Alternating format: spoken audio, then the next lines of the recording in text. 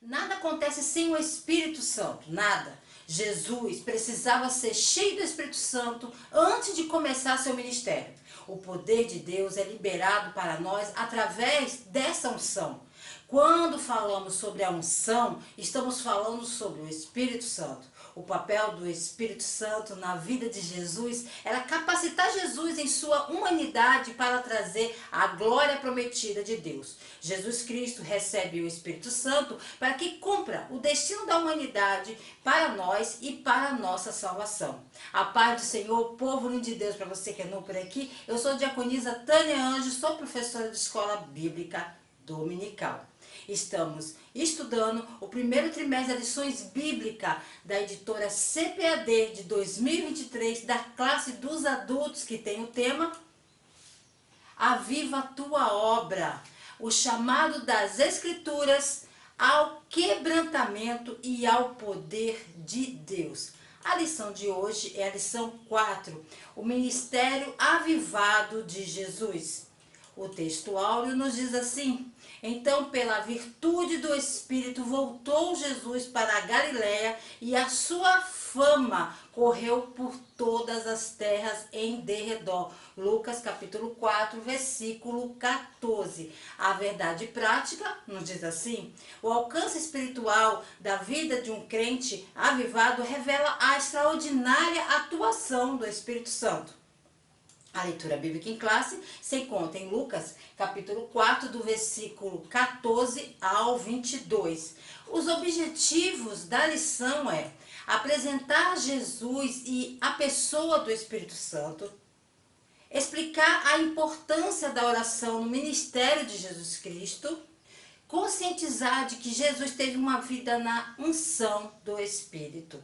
Não esqueça de deixar sua curtida, de se inscrever no canal, de compartilhar pelo menos com mais uma pessoa, que você estará ajudando esse canal a levar o ensino da palavra de Deus, ok? Então vamos lá. Tópico 1, Jesus e a pessoa do Espírito Santo. Subtópico 1, o Espírito Santo na vida de Jesus. No nascimento, a gravidez de Maria foi do Espírito Santo. O nascimento do menino Jesus e o nosso nascimento espiritual tem um elemento em comum. A fonte de ambos é o Espírito Santo. Pois mais surpreendente que seja o nascimento virginal, não é surpreendente ver o Espírito de Deus conectado com o dom e a criação da vida em um lugar onde antes não havia vida. Então é o mesmo tipo de coisa que o Espírito é descrito como fazendo no Antigo Testamento, por exemplo, em Gênesis capítulo 1 e 2.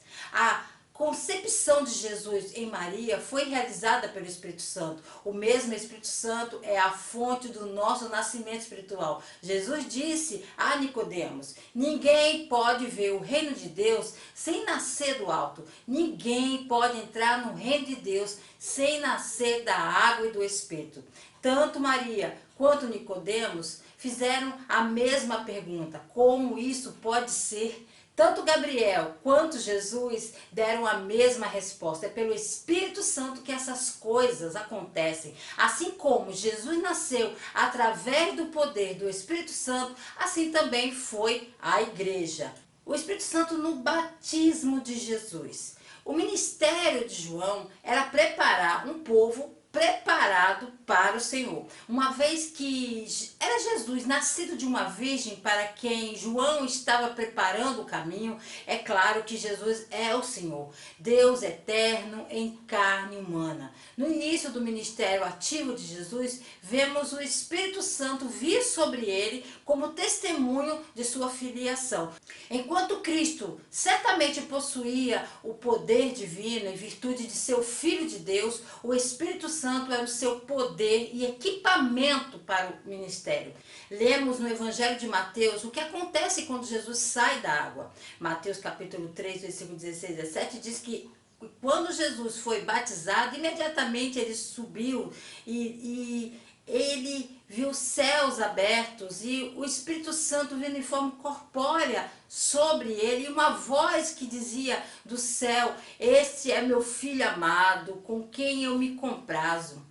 A questão é que o próprio Senhor que nos visita no avivamento, se a presença do anjo era uma coisa incrível, fazendo com que Zacarias fosse tomado pelo medo, quão mais impressionante é uma visitação do próprio Senhor. Muitos cristãos em nossos dias são irreverentes com o Senhor. Sempre que na Bíblia as pessoas encontram um anjo ou o próprio Senhor, há uma resposta uniforme: medo e desconfiança. Se quisermos que o Deus vivo nos visite com avivamento, nossos corações precisam estar preparados. Na tentação, imediatamente após o batismo de Jesus, ele é levado para o deserto pelo Espírito Santo para ser tentado. A relação entre o Espírito Santo e a tentação é importante na medida em que Jesus se mostra o verdadeiro homem tendo sucesso contra a tentação, onde Adão e mais tarde Israel no deserto falharam. De fato, o uso das escrituras por Jesus para resistir ao diabo é uma demonstração da sua plena humanidade. Ele não vence Satanás em seu poder divino, embora pudesse tê-lo feito, mas resiste à tentação como o verdadeiro representante da humanidade, equipado com o mesmo Espírito Santo que sempre capacitou o povo de Deus. Parte do papel do Espírito Santo na vida de Jesus é para que Jesus possa cumprir o destino da humanidade como seu verdadeiro representante, como entre eles, com o mesmo equipamento prometido a toda a humanidade redimida. Esse importante papel do Espírito Santo no ministério de Jesus é novamente demonstrado em Lucas capítulo 4. Depois da tentação, Jesus regressa a Galileia no poder do Espírito. Ele entra na sinagoga em Lucas capítulo 4, versículo 16, e lê o rolo que está aberto em Isaías capítulo 61, versículo 1 e 2. Então ele diz: "Hoje, essa escritura se cumpriu em vossos ouvidos". Subtópico 2, o Espírito Santo no ministério de Jesus. O Espírito do Senhor é sobre mim, pois que me ungiu para evangelizar os pobres, enviou-me a curar os quebrantados de coração. Lucas capítulo 4, versículo 18. Era sua missão uma transformação social. Os ensinamentos de Jesus, de forma alguma, excluem o atendimento das necessidades espirituais. Há também uma ênfase no atendimento das necessidades sociais. Jesus realmente curou fisicamente os cegos, alimentou os famintos e mandou os pobres e os marginalizados seguirem, alegrando-se, regozijando-se. O ministério de Jesus de pregar boas novas aos pobres, então, implica derrubar medidas anteriores de status. Qualquer um pode receber livremente a graça de Deus. As boas novas que Jesus prega é para todos.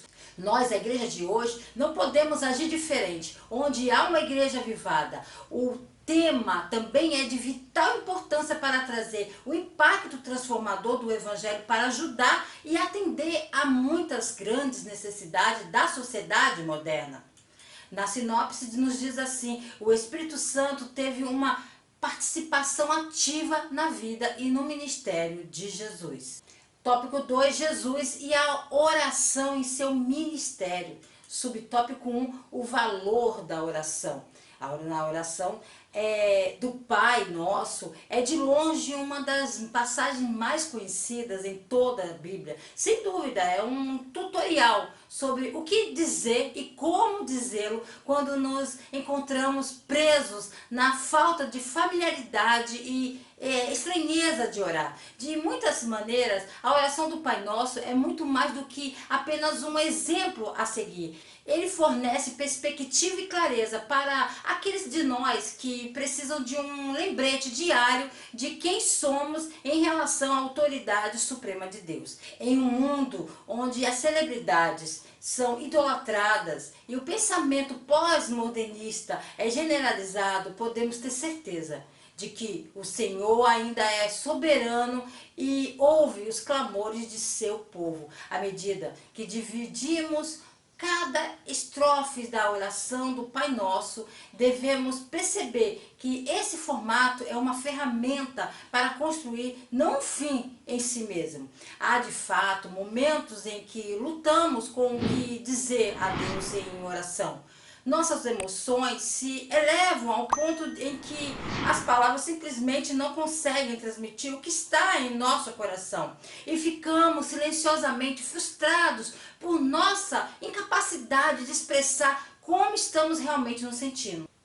Quando oramos para que a vontade de Deus e o reino de Deus venha à terra sobre ela e como ela é no céu, estamos invocando a sabedoria, a compaixão e a paz que habitam no céu. Estamos pedindo a Deus que faça acontecer na terra o que acontece no céu. Estamos dizendo que concordamos com os seus caminhos e sua perfeita vontade. O único caminho para o céu é através do perdão de Deus. E Ele deu o seu perdão na cruz e precisamos ir à cruz para nos apoderarmos dela. O perdão de Deus é a graça que estende a nós, mesmo que sejamos indignos. Abre o nosso coração para ver o poder no perdão, à medida que Ele nos põe livre. Mas o poder de Deus não para por aí. Ela se move através de nossos corações e liberta outras pessoas se estivermos dispostos a ser esse vaso de perdão. O avivamento acontece quando o Espírito Santo se move de uma maneira extraordinária na igreja,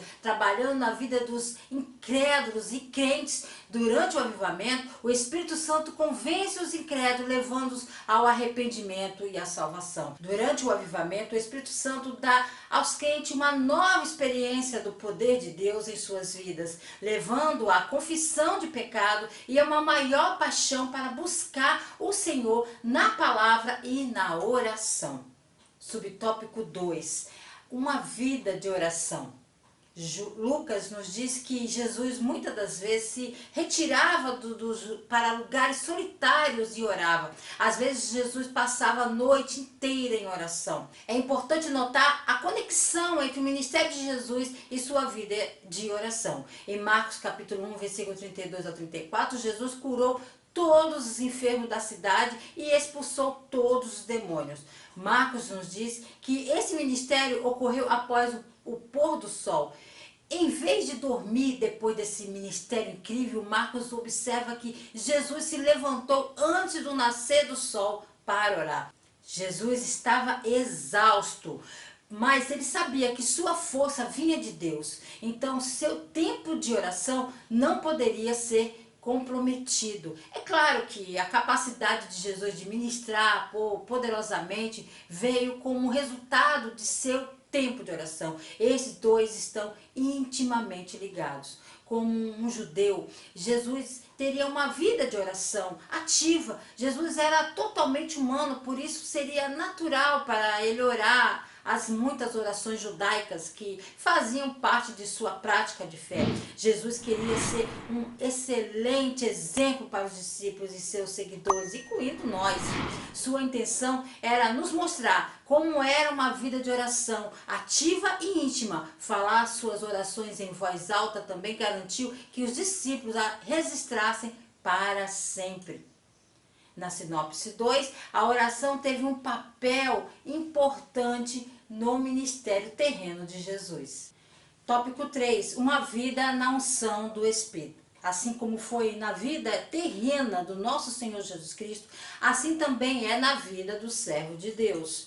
Subtópico 1, a unção do Espírito na vida do obreiro. Ninguém pode viver para o Senhor ou servi-lo em sua própria força. É impossível para alguém viver de uma maneira que seja agradável a Deus ou servi-lo de forma eficaz e frutífera sem a unção do Espírito. Se estamos falhando em nossa caminhada cristã, se somos infrutíferos no serviço cristão, aqui está a razão. É porque não estamos vivendo e trabalhando na unção do Espírito Santo. Estamos fazendo para Deus e não com Deus. A unção do Espírito Santo tem o propósito de ensinar e transmitir poder espiritual aos crentes. É essa obra do Espírito Santo que nos ensina as verdades de Deus para que possamos entender melhor quem Ele é, o que Ele quer de nós. Todo e qualquer crente recebe esta unção. Há outra coisa a considerar. Embora cada crente tenha recebido a unção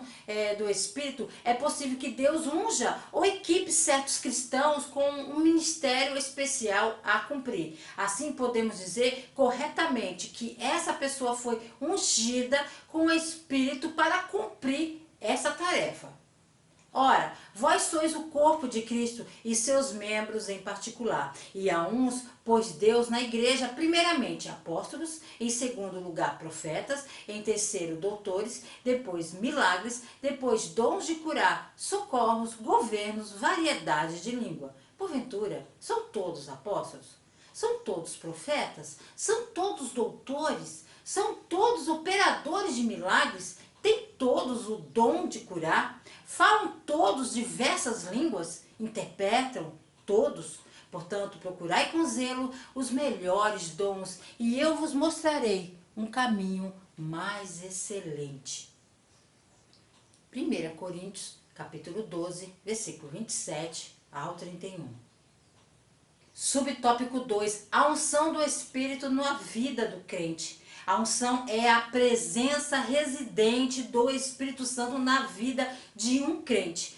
Ela capacita o crente a entender, a aplicar e administrar a verdade espiritual. A presença da unção permite que os crentes tenham uma conexão espiritual. O Espírito Santo habita em nós e nos permite conectar-nos ao reino espiritual para que possamos receber e entender os dados espirituais à medida que são transferidos do céu para a terra. A respectividade espiritual que vem com o resultado da unção, que nos permite manter a comunicação com Deus. Por causa da presença do Espírito Santo.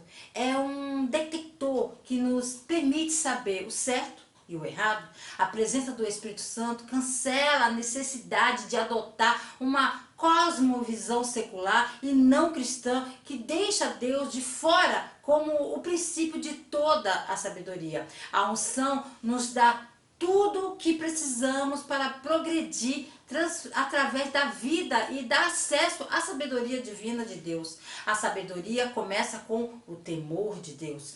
A presença do Espírito Santo é a conexão sempre ativa e disponível com Deus que precisamos para viver. A unção também nos prepara para o serviço cristão, porque nos permite capacitar e conhecer os outros. Assim como profetas, sacerdotes e reis foram ungidos no Antigo Testamento para servir aos propósitos de Deus na história, a unção fornecida pelo Espírito Santo dá aos crentes a capacidade de fazer o que fomos criados para fazer para a sua glória. A sinopse 3 nos diz assim: Jesus teve uma vida de serviço sob a confirmação do Espírito Santo. Para concluir, vimos que em cada estágio da vida de Jesus, o Espírito Santo estava com ele. Ele o ungiu, o fortaleceu, o encorajou, o guiou e o capacitou.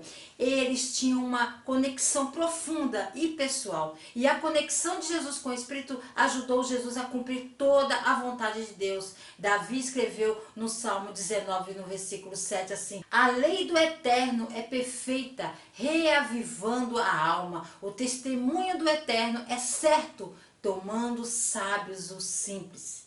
É uma lei, e essa lei e esse testemunho que a igreja reavivada de Deus está comprometida em defender. O avivamento é real. E o avivamento é o coração do Senhor para o seu povo, como seguidores e filhos de Deus. E nosso prazer convidar o Espírito Santo a soprar vida e voltar a este mundo ressecado. Podemos estar confiantes de que Ele ouve nossas orações e que elas são preciosas para Ele, pois é o seu amor que nos traz de volta a Ele e nos volta essa água viva em abundância para a vida. Deus abençoe você e a sua casa. Não se esqueça, irmão, de curtir, de comentar e compartilhar pelo menos com mais uma pessoa. Você estará ajudando esse canal a levar o ensino da palavra de Deus, ok? Querendo o Senhor, se Ele não voltar, hein? Estarei de volta aqui a mais um Resumo EBD. A paz do Senhor a todos.